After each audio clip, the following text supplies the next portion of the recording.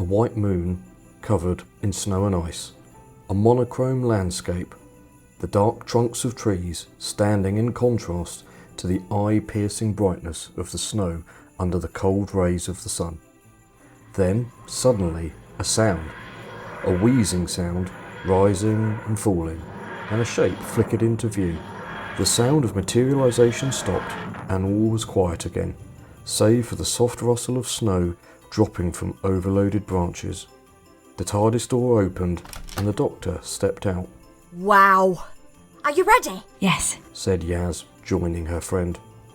Both of them were warmly dressed and wearing hats, scarves, and dark glasses. Good thing we found these ski glasses. Don't want to risk your eyes in this light. Besides, you'd miss the view. Yaz didn't reply directly. Instead, she looked around her. The TARDIS had landed on the edge of a snowy wood. The blackened trunks and branches of deciduous trees mingled with the occasional conifer, the dark green needles powdering the surface of the snow with green. Yaz sighed, and her breath made a cloud in the cold air. it's beautiful. It is. The Doctor replied, looking around with a satisfaction that suggested she had been somehow responsible for the landscape. Where are we again? Frimaire, the winter moon. Uninhabited, at least by humans. For now, anyway. I wasn't aiming for it, but we might as well have a look while we're here. Winter moon. Is it always winter here then? Always winter and never Christmas? The Doctor quoted. Yeah, at least it has been for a while now. How long? Yaz asked, aware that, for the Doctor, a while could mean anything from a couple of weeks to several centuries. The Doctor frowned. At least 800 years. Earth years, at least. Years take a bit longer in these parts. Frimaire used to have seasons just like Earth. But then it slipped out of its natural orbit and spent longer and longer away from the sun, and gradually winter got longer and longer, and other seasons got shorter. That's why there are no humanoids here anymore. Records show there were some, but they evacuated because of the change of seasons. Right. Said Yaz, shivering despite her warm coat and gloves. What? Why did the orbit change? According to the records, someone, or a small group of someones, decided to try to increase the growing season to harvest more crops. But whatever they did, it went wrong. And Frimaire has been in this orbit ever since. I don't know why they tried it exactly. The information in the TARDIS database is sketchy. It's not your fault, is it, old girl? Let's go have a look around. Evening comes early here. We should make the most of the sunshine. She walked off away from the tree line, and Yaz followed, flapping her arms to keep warm. The Doctor smiled. That's the good thing about walking in the snow, she said as her boots crunched along. We'll soon get warmed up. Yeah. Said Yaz, breathless already. The Doctor bent down and scooped up a handful of snow, then turned suddenly and threw it at Yaz. Gotcha! She shouted, her voice echoing in the empty air. Yaz shouted, You? and gathered her own snowball, but the Doctor was running, as well as she could through the snow, and Yaz had to chase her to deliver her revenge. The Doctor retaliated, and for a few minutes the companions chased each other round and round, shouting and laughing, before collapsing together onto a snowy bank by a frozen stream. Warmer now, Yaz? The Doctor asked between giggles. Yeah. Yaz replied, smiling. Thought so. Nothing like a good snowball fight. The Doctor sat up, then stood and heaved Yaz to her feet. Come on, let's follow the stream for a bit. She held out her hand and Yaz took it, and they walked on, still laughing occasionally, until the Doctor stopped and Yaz looked up and said, Wow. They were looking at a waterfall. A sheer cliff rose up in front of them, dark against the snow, its craggy surface specked with whiteness. The waterfall stretched from the top of the cliff to the stream below, a frozen explosion of icicles. The light glistened on and through it. It sparkled and glittered like a fairy palace of ice. Yaz didn't want to speak. She didn't want to break the spell that seemed to have fallen on the scene before her. The Doctor looked at her and smiled. They stood together, trying to take it all in. Yaz wanted to imprint the scene on her memory. She doubted she would ever see anything quite like it again.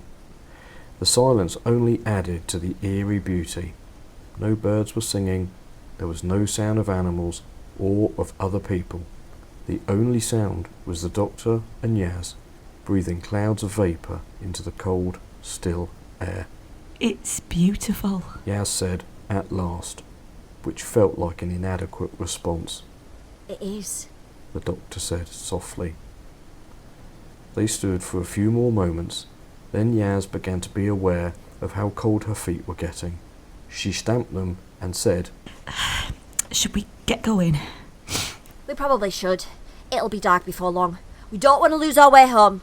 Yaz shivered, partly from the cold and partly from the thought of being lost in a landscape which was beginning to seem sinister rather than beautiful.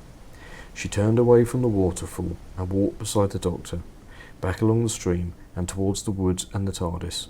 Before they reached the site of their snowball fight, Yaz stopped. Yaz, you okay? Yeah, I'm just... I'm tired. All of a sudden. I don't know where it came from. Must be the cold. Yes, let's get on. It's the cold. We'll get back soon and have a nice cup of hot chocolate. She tucked her hand through Yaz's arm and Yaz smiled wearily. Good idea. They trudged on for a while in silence until the doctor stopped. Look. Ahead of them, Yaz could see a figure. She couldn't see their face. They were wearing what looked like a spacesuit, complete with helmet. As if they had heard the doctor, the figure turned and gestured emphatically. What's that? Yaz asked, but the doctor was already on her way towards the figure. Hello? She said with her usual cheerfulness. I'm the doctor, and this is Yaz. Can we help you with anything? What are you doing here? The voice from inside the helmet was amplified and seemed to echo. Just having a look around. We just got here a little while ago and we thought we'd... She was about to go on, but the voice said, You shouldn't be here. You need to leave now. This moon is a restricted zone. Oh, sorry, we didn't know. We're on our way back to our ship in any case, so we'll just get on. The figure turned, and the doctor could just make out a face behind the tinted visor. That would be a very good idea. The person inside the suit said. The moon is a restricted zone, not because it's endangered, but because it's dangerous. You shouldn't be here without protective clothing, but you are. The best thing you can do is to leave. Now. Okay. Said the doctor, unwillingly. She could feel that there was a mystery here, and she wanted to find out more. Yaz pulled at her arm, and she went reluctantly.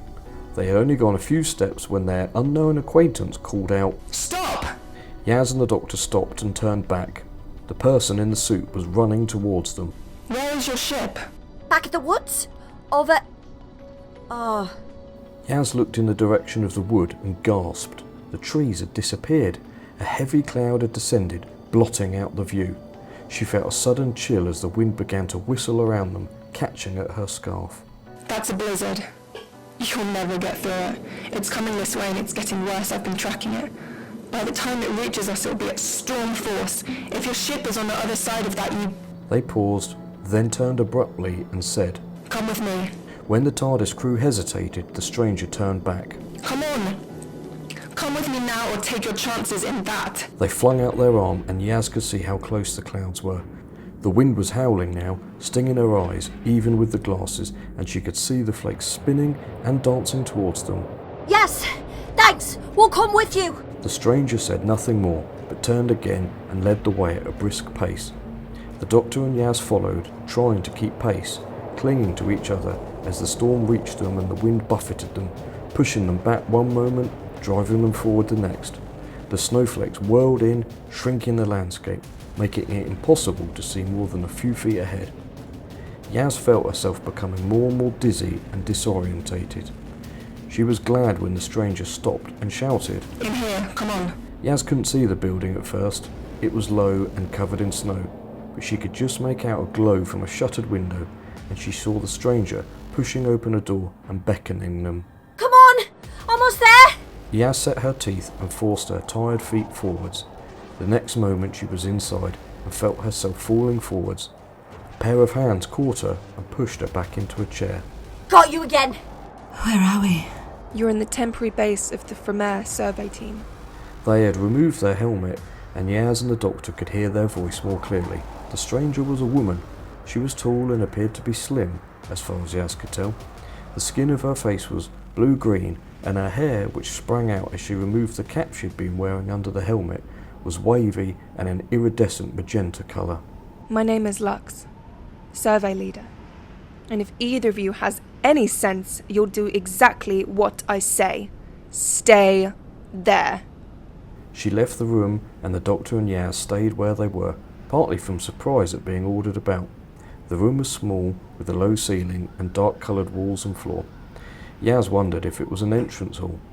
She couldn't see much in the way of furniture, but she could see a table with helmets lined up on it, which presumably belonged to Lux's team, wherever they were. She hadn't time to think any further, because Lux reappeared, carrying a bundle which turned out to be 2 suits identical to the one she was wearing. Take off your outer layers and put these on, She said with the same brusqueness she had shown outside. As Yaz hesitated, she said, quickly. Your life may depend on it. The Doctor took off her coat and scarf and pulled the suit on over her trousers and jumper. Why? I know it's obvious to you, but we're nowhere. Why do we need these? Lux looked at the Doctor. She seemed, to Yaz, to be deciding how much to tell them. Put them on, and I'll explain. You can't mess around on this moon. Okay.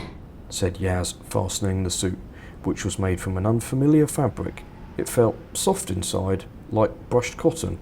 The outside was quilted in horizontal layers, and it fastened closely around the wrists and neck. Ready? Now, what's happening here? Lux sighed. Come with me. Let's be comfortable at least. This room was larger than the other and showed more signs of habitation. Tables held scientific instruments and kit bags were piled in a corner. That wasn't all, Yaz realised. 3 other people were in the room, stretched out on camp beds. They were all wearing suits, and they were all asleep, or, at any rate, they seemed to be asleep. Lux pulled a stool out from under the table and gestured to the Doctor and Yaz to sit down, which they did. She sighed again and ran her hand through her hair. Don't take this the wrong way, but you are really the last thing I need right now. We're very grateful, and we'll be out of your way the moment the storm drops. You might, if you're lucky. Yaz felt a sudden chill down her spine. What on earth? No, not on earth. What was going on? You're going to have to be a little less mysterious, Lux. Lux looked at her, as if seeing her for the first time. She was silent for a moment, then seemed to make up her mind. Very well. What do you know about Frimaire? It was moved out of its original orbit some time ago, by a project designed to improve harvests. Yes, the project misfired. I mean that, literally. The project required huge amounts of energy to be released at specific points on Frimaire. When it was executed, some of them failed. That caused it to slip out of one orbit and into another, and caused the change in the climate. But that wasn't all it did. Yaz yawned. Coming from the cold outside into the warm was making her drowsy. The suit was snug and warm, almost like wearing a sleeping bag. She blinked, then sat up straight. A strange buzzing sensation had passed around her neck. Lux looked at her, then sprang from her seat. She picked up a device on the table and held it towards Yaz for a moment, then looked at the small screen mounted in the top. You're all right, for now. But you must stay awake. You think I might have hypothermia? No. You want to know about the suits? The suits are insulated. They keep you warm and they are water resistant. They also keep you conscious. When Frimaire slipped out of orbit, it wasn't just the weather that was affected. The animals were first. They seemed to be hibernating, the people thought, which made sense, I suppose. But then the people started to be affected. They thought it was the cold at first. It is tiring after all. But it wasn't. Something was making them tired. Not just tired, exhausted. They began to fall asleep, and the longer they slept, the harder it was to wake them up. Eventually, after investigating, the area government evacuated the entire population. They called it under-rotation sickness. They think that the changed orbit and the shift on the axis has caused Frimaire to rotate at a different speed. The Doctor looked at Lux, and she shrugged. I don't know if that's true, but I know the condition exists. That's why we have the suits, and that's why we're not supposed to be down here for long, and that's why you should leave as soon as you can. If you start to feel tired, the suit should keep you conscious, but it only delays the onset, doesn't prevent it. And if we do fall asleep? Yaz almost didn't want to ask, but she had to know. You might be lucky if you can be evacuated quickly enough. Some of the people who were unconscious when they left recovered, but not immediately. Some of them slept for months, some of them for years, and if they had stayed here... The doctor glanced at the other members of the team. How long have you been here, Lux? Too long. We should have left days ago, but the storms were too bad for them to land. Then there was a delay. I don't know why, a parts failure, they said. I wasn't just tracking the storm, I was trying to get a signal to contact headquarters. Then this storm hit and you came along. I'm not blaming you, but you understand now. You really are the last thing I need. How long does it take? Yaz asked, somewhat obliquely, but Lux understood. It depends. With a suit and no underlying issues, it could be a few days before symptoms start to show. Without a suit, it could be hours. But you look healthy, both of you. And if we're lucky, the storm won't last and you can get back to your ship. Yaz looked at the sleepers. They had the same blue-green skin as Lux, but their hair colour varied, although they all showed the same iridescence as their teammate. Lux followed her gaze. Kuik was the first. He went at the end of the third day. We had to rest. We couldn't do without sleep completely. But we couldn't wake him when it was his turn to watch. Nox went the next day, then died. I tried to wake them every few hours. I checked their signs and She stopped and put her face in her hands. Sorry. This has nothing to do with you. Every time I check, they seem to have sunk further down, and now this storm. I don't know if we'll get out here at all. Never mind when. The doctor got up and put her hand on Lux's shoulder. I'm sorry. I'm so sorry. We'll help you if we can. Thank you, but I don't see how you can. We're stuck here until the storm has passed, and then we need to tell headquarters where we are. We could take you with us. In our ship. When the storm is over. We can go there together. She yawned and rubbed her eyes. The collar of her suit buzzed again, but the signal didn't feel as strong as the last time. Oh, stay awake. I must stay awake. The doctor had begun to walk around the room. What is this place? I don't know. Which sounds ridiculous, but it's been hundreds of years since Frimaire was evacuated. Any maps from the time are either lost or hopelessly inaccurate. It was just in the right place at the right time for us. It's big, secure, and weathertight, and that's all we wanted. Right. How much of this did you bring with you? Said the doctor, almost to herself. How much? Oh, the kit. We bought our survey kit, transmitters in the suit and some food in case of emergency. Lux smiled bitterly again. But the rest of it was here. Why? I was just thinking. The doctor said, then stopped and looked at an open laptop. Is that where you track the storms on? Yes. Since the restricted area designation came in, there's been more satellite coverage. Look, that's where we are, right under the centre of it. It moved quickly at first, but now it's slowing down. And look there, there's a second wave coming in. We could be here for days. Yaz watched the doctor and Lux. She couldn't really hear what they were saying. A strange, soft humming sound seemed to fill her ears. She blinked and rubbed her eyes again. The doctor looked fuzzy, she thought. She nodded forwards, then sat up again. She tried to call out, but no sound came. Then, slowly, Yaz felt a sense of calm creep over her. She was tired, that was all. She had got too cold, and now she was tired. Nothing to worry about. She just needed to rest. It couldn't be the thing that Lux had talked about. They hadn't been there long enough, surely. The humming became a gentle, regular sound, the sound of her pulse. It seemed to be getting slower. She was so tired. It wouldn't hurt, surely, just to close her eyes.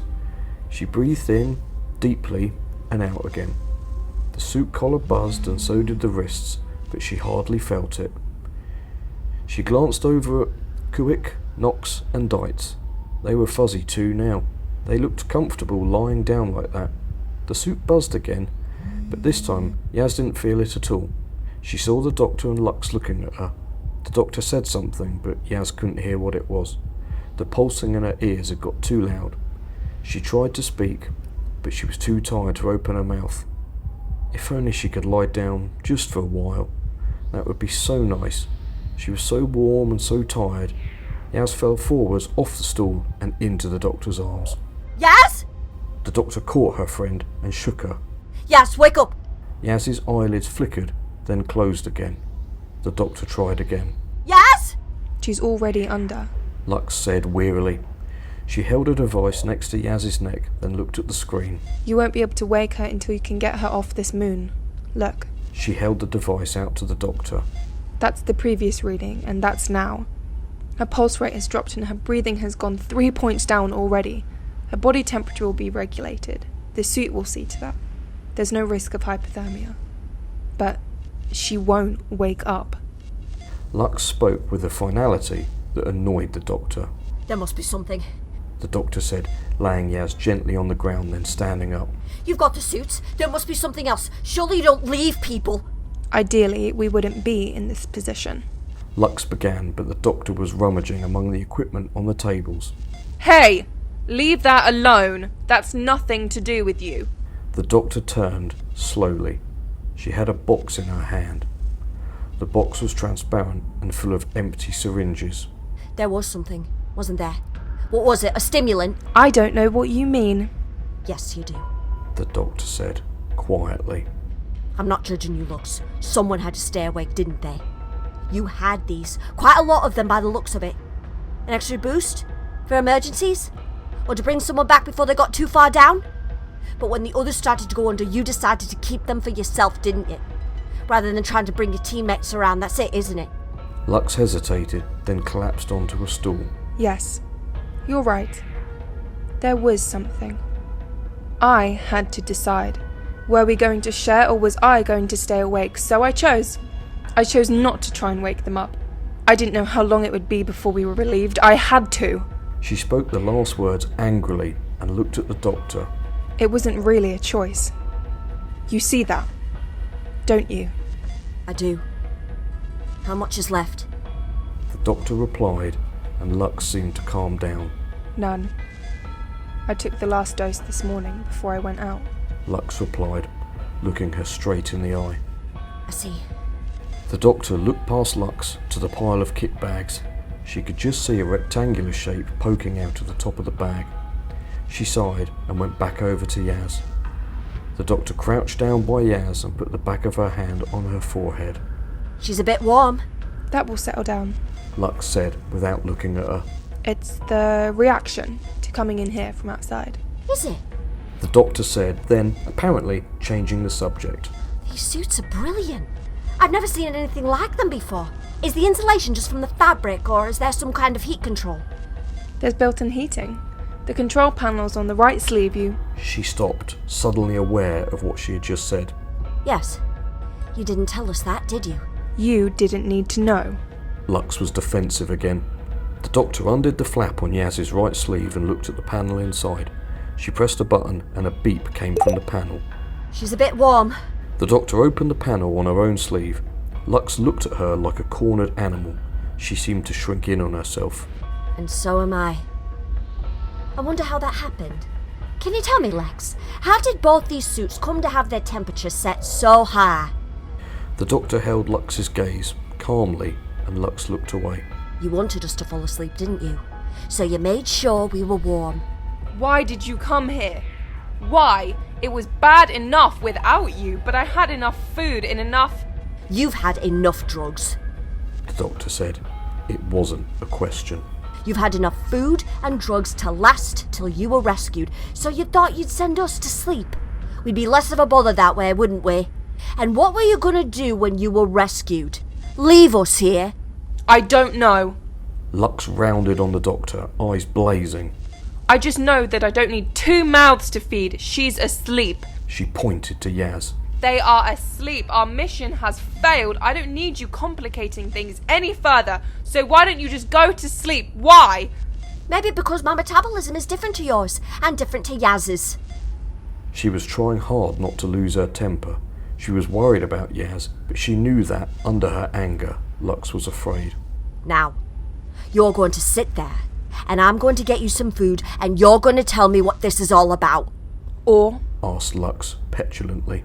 The Doctor lunged forward and grabbed Lux's right wrist. Lux struggled, but she couldn't break the Doctor's grip. The Doctor pulled her prisoner over to where she had left her coat and took a sonic screwdriver out of the pocket. I will short-circuit you, Sue. I mean it, Lux. I don't want to hurt you, but you've hurt my friend. I know you're afraid. I know you've been alone for too long and you want to get away, but I can't help you unless you're honest with me. So sit there and tell me everything. Lux sat down and the Doctor let go of her wrist. Now, what are we having to eat? Let's see. She said with a dazzling smile that startled Lux. She rummaged among the food stores and produced a tin. That looks okay. Have you got a tin opener? Oh, never mind. Lux watched silently as the Doctor applied her sonic to the top of the tin. Then, once the tin was opened, used the sonic to warm the contents. She rummaged some more and found a spoon, then passed the tin and the spoon to Lux. Get that down, you. You can eat and talk at the same Lux time. prodded the food with the spoon, then began to eat. She didn't look at the Doctor. She seemed almost to be talking to herself. I can't remember how many days we've been here for. When the first storm hit, we lost the connection to the headquarters and the calendars haven't come back. We were given enough food and drugs to last us 2 weeks. We were supposed to dose ourselves every morning and limit the amount of time we slept. We were supposed to sleep in shifts, to watch each other. What was your mission? We were supposed to find the equipment that sent Frimaire off course and restart it. Lux said. She put down the tin and put her head in her hands. We were chosen for our skills. I was the leader, the time manager, the encourager. Kuik is the circuit man. Nox is the expert on power sources, Diet is communications. The planners had worked out that if we could restart the equipment and fire off the other energy points, there was a good chance that we could shift Frimaire back to its original orbit again. Why? Lux stared. This was the last question she had expected.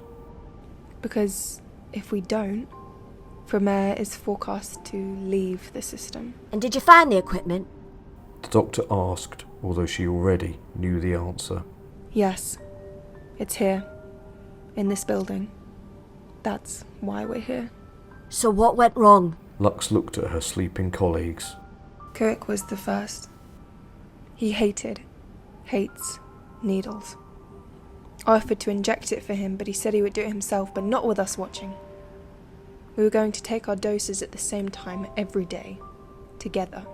He didn't take them. Again, a statement, not a question. No. I noticed he was tired. I had to check our readings 3 times a day if possible. I asked him. He promised, he swore he had taken them. I told him he must give me the syringes to show that he was following instructions. And he gave them to me. Then, the next day, Nox found him in the control room asleep on the floor. We got him up here. We tried to wake him. He hadn't taken any of the doses. The injections go in here. Lux opened the collar of her suit and the Doctor saw a row of small red dots along her collarbone. He had no marks on him. He must have just tipped it away, then given me the syringes back. He can't have drunk it. It's too bitter. We gave him the maximum recovery dose, but it wasn't any use. And then? Then Nox went down. She'd been taking her dose, but she'd taken her suit off to work on the cabling. I caught her, the day after Kuik. She said it was too awkward, she couldn't get anything done properly with it on. She fell asleep while we were eating that evening. Lux paused and then said, And that's when things got really bad. I was ready to evacuate, but the storm came in, and we couldn't get away. Diet was frantic, we both were. He didn't want to abandon the mission. He said it would be a disaster, that we would be arrested, we'd be outcasts. The team that failed to save the planet. He wouldn't listen to reason. I tried to tell him that it was no good, but he wouldn't listen. So you sent him to sleep? Said the Doctor, quietly. Yes. Said Lux. She looked down at her hands, which were clasped together in her lap, then up at the Doctor. You must understand, please. I had to save the team. I couldn't trust him anymore. I swapped his doses for water and I reset his suit when he took it off to wash. I couldn't think what else to do. We had failed. I knew we had. I'd failed. I was supposed to lead the team to make sure everything went. Lux put her face in her hands and began to cry. Her shoulders heaved as she sobbed. I didn't know what else to do. I sent him to sleep and tried to get us away, but they didn't come. They won't come. And now we're stuck here. We failed and we're stuck on this wretched rock in the cold and dark, and I can't sleep. I dared sleep and... Her words were lost in sobs. The doctor walked over to Lux and put her hand on her shoulder. When did you last sleep? I can't remember. Where's the equipment? In the lower levels. Lux said, trying to stifle her sobbing. Level 4. The energy points are spread across the moon. They've been checked. Other teams have checked them. They succeeded. We're the only ones who failed. The doctor patted Lux's shoulder. Have you got any schematics? Yes, there, on the bench near the door. Lux looked at the doctor with sudden hope in her eyes. Do you mean you can make it work? I don't know, but I'm gonna take a look. The doctor said, honestly. She switched on her sonic and, quick as a flash, she pressed it against the back of Lux's neck. Lux slumped down to the floor. The doctor knelt down and turned her so that she was lying on her side. I'm sorry, Lux. I want to trust you, but I can't. Not after what you did to Yaz. Besides, you need to sleep. The doctor hurried to the table. The schematic drawings were half hidden by empty food containers, and the doctor brushed them to the floor impatiently. Now, let's see what we're up against. She consulted the plans in silence, apart from the odd exclamation of, Oh, I get it! and... Well, I'll have to change that around. Finally, she folded the plan and picked up her sonic. A toolbox stood near the door, and the doctor tossed the sonic into the top and picked it up. Right, I'm off. I'll be back soon, though. Yaz, don't go too far away. I'm coming back for you. With that, the doctor turned and ran. The corridors were dark, and the doctor was glad that the toolbox had a torch in it. She found a lift, but it wasn't working. Not enough power, she supposed. So she took the stairs down to level 4, treading carefully, but trying to move as quickly as she could. Eventually, she reached the control room. This too was in darkness. The doctor propped her torch on one of the benches and unfolded the plan. She could see what the scientists had been trying to do. It had been risky and, in her opinion, a stupid plan, but she could see how the equipment worked. The question was, if she could activate it, would it put the moon back into its previous orbit or send it even further out? What choice did she have? The storm still raged outside. Yaz was in danger. Lux and her colleagues were too. Their home planet had already suffered the consequences of the failed first attempt. The doctor rubbed her eyes. She must focus. The collar of her suit buzzed and the doctor shook her head. She should have eaten something, but she hadn't thought of it. No time now. She had to get this heap of ancient nonsense working. With her sonic in one hand and her torch in the other, the doctor clambered over the control desk and went to work. As she slept, Yaz dreamed. She was lying on the ground, not in the base or the TARDIS, but outside somewhere. The sky was blue above her, and she could hear birds singing in the trees. Her dream self touched the grass, and she felt the blade slip between her fingers. It was a warm day. She could feel the sun on her face and see the glow of it through her eyelids. Then she seemed to be watching herself from the outside, while feeling the sensations she was witnessing. She saw and felt her hair unravel from its plait and wave out around her. The strands turned downwards and began to push into the earth like the roots of plants in search of moisture. Yaz raised her hand and saw that her fingers had begun to lengthen. She wasn't afraid. She looked at them with curiosity, then put her hand down again and felt her fingers pushing downwards, just as the strands of her hair had done. Her dream eyes followed them as they grew, pushing deeper and deeper, fastening her to the ground. She had grown roots and they had trapped her. Yaz closed her dreaming eyes again. She felt the warmth of the sun and knew that she couldn't move, even if she wanted to. She would stay there, fixed in that place, forever. The doctor applied her sonic to a tangle of cables, then recoiled as sparks showered over her. Drat! Thought so. She followed one of the cables to the control desk and pulled it out of the socket. Let's get this right way around. The doctor yawned and her suit collar buzzed. This wouldn't do. She was the only one awake now. Perhaps she should have brought Lux with her after all. but no, she was better off doing this herself. The doctor plugged another cable into the socket and the buttons and instrument panels on the control desk lit up. Good. Let's hope there's enough power in these packets to trigger the reaction. She looked over to where a stack of power packs had been assembled by Knox and Kewick. She sat down at the control desk and pressed a series of buttons. For a moment, nothing happened. The doctor's eyes began to close and she leaned forward. The suit buzzed once more, just enough to make her sit up again. She shook her head and muttered, Ugh, don't mess it up now. Come on, Doctor. Hold it together. Let's get this done. She flicked a switch and a whirring sound filled the room. It got louder and louder, and the doctor got down under the desk and put her hands over her ears. One of the instrument panels exploded, sending sparks and smoke into the air. The doctor wanted to close her eyes, but she didn't dare to.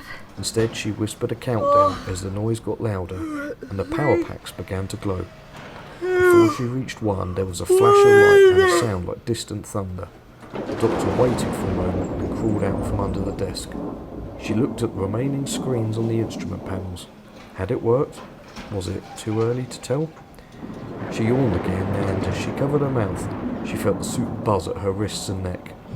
Perhaps she should sit down, just for a little while before climbing all those stairs. The doctor put her head down on the control desk and closed her eyes.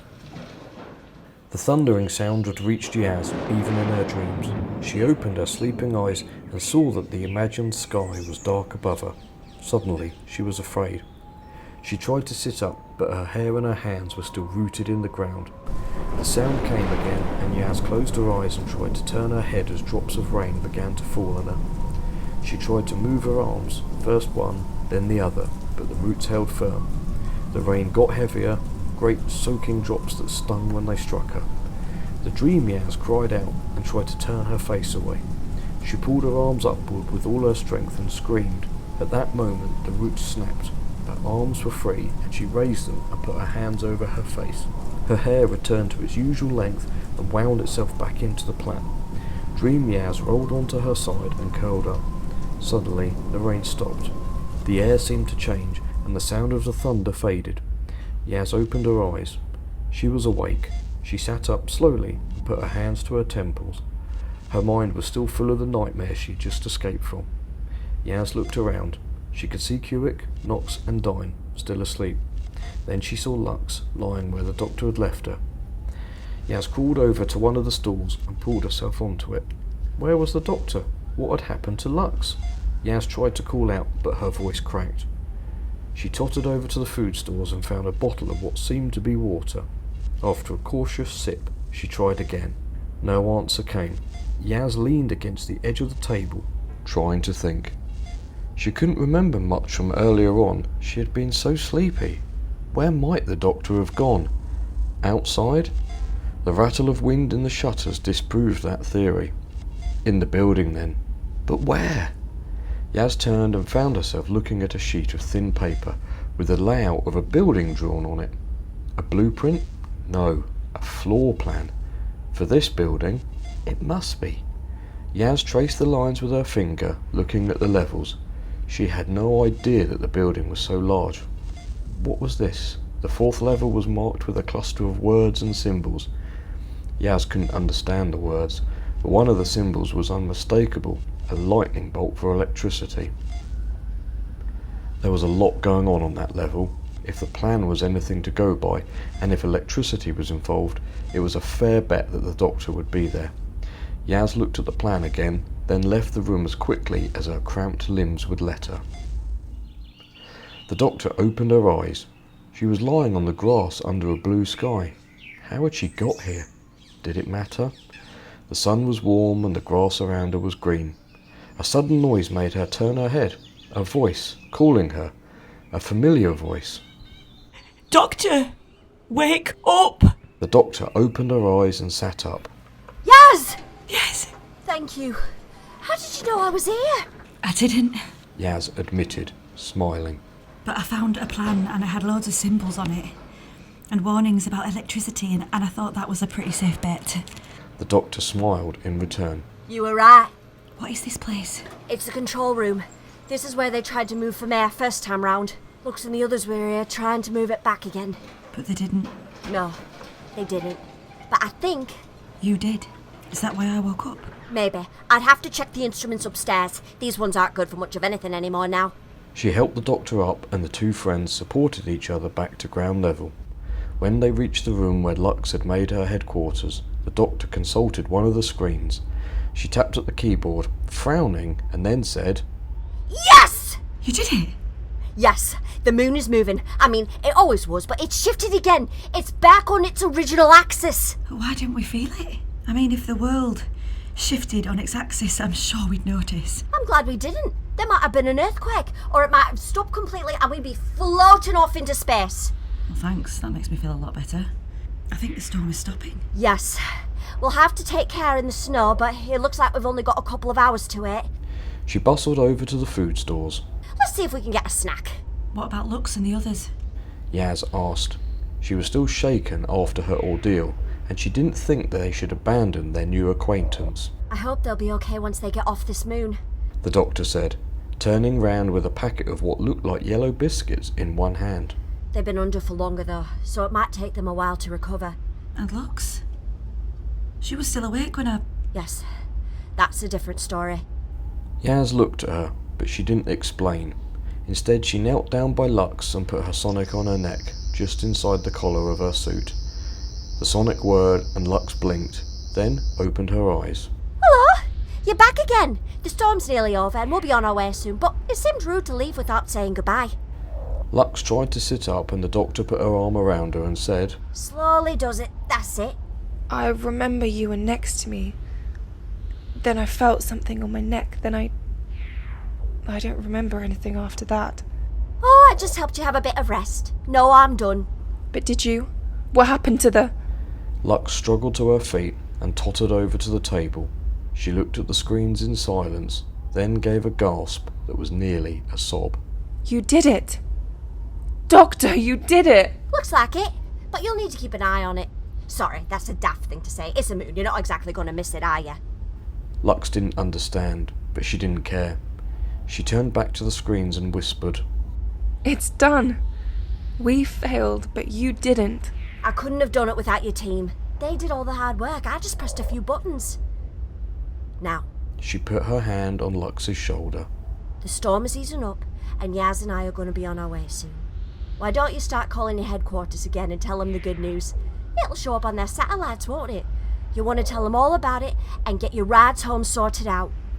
Once again, Lux didn't really understand what the doctor was saying, but she grasped the main point. She should tell headquarters, and quickly. She picked up a radio receiver, then stopped. What do I tell them about the rest of it? That's up to you. The doctor said, quietly. Think about it carefully. And while you're doing that, Yaz and I will go in the other room and wait, won't we? Yaz knew this wasn't really a question. Yes. We'll give you some privacy. Thank you. Do you want to take any food with you when you go? I've already raided your biscuits, but if you've got any water, that'd be great. Lux passed over a bottle, and the doctor and Yaz left the room together. 2 hours had passed and the storm had abated. The doctor and Yaz were trudging through the snow, leaning on long sticks provided by Lux. The doctor had accepted with thanks, and the travellers had set off. When the TARDIS came into sight, the doctor paused. Looks nice, doesn't it? Yeah, it really does. They walked on, and Yaz said, What did Lux mean about telling them about the rest of it? The doctor looked at her friend. I'll tell you about it. But not until we're indoors. Remember, I promised you a hot chocolate. I'm not going to have you thinking I don't keep my promises. Yaz laughed, and the two companions walked on towards the TARDIS, hot drinks and home comforts. A Who Corner to Corner podcast production. If Winter Comes, written by Lucy McCall, starring Katie Haynes as the Doctor, Emily Beach as Yaz, Elodie Davies as Lux. Audio production by Jeff Cockwell. New Doctor Who podcasts released every Sunday at 6 p.m. on whoc2c.buzzsprout.com.